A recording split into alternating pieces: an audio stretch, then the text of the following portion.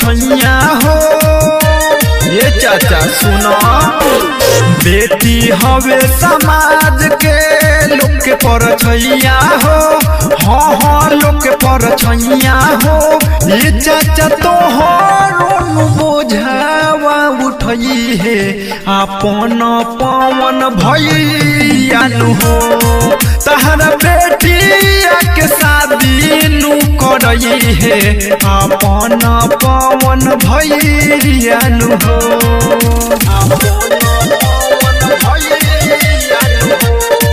Recording बा A to Z ढाका।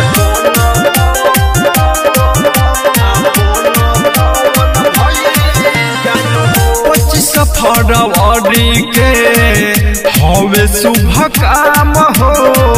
151 कन्या के परिहन कन्या दान हो। ये चाचा चाची हो सुना, 25 फरवरी के हवे शुभ काम हो।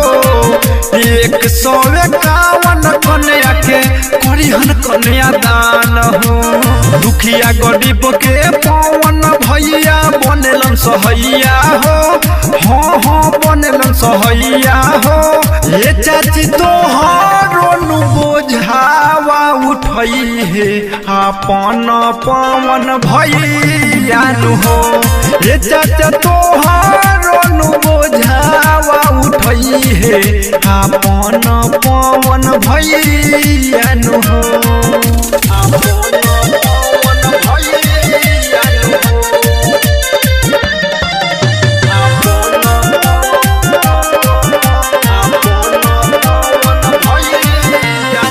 सबका से उत्तम बाड़े न कर सोच हो। कई बार के तनन के उठैले बाड़न बोझ हो। ये भैया सही कहतानी हो। सबका से उत्तम बाड़े न कर सोच हो। कई बार के तनन के उठैले बाड़न बोझ हो। रमेश यादव अनिल राउर पर तारे पैया हो।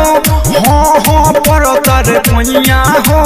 ये चाचा तोहरो बोझावा उठई है अपन पवन भैया हो। तहरा बेटी के शादी नु करई है अपन पवन भैया हो। बेटी हवे समाज के लोग के पर छैया हो। हाँ हाँ लोग के पर छैया हो। ये चाचा तोहरो बोझावा उठई है अपन पवन भैया हो। तहरा बेटी के शादी नु करई है अपन पवन भैया हो। रिकॉर्डिंग बा A to Z Dhaka music पर जे।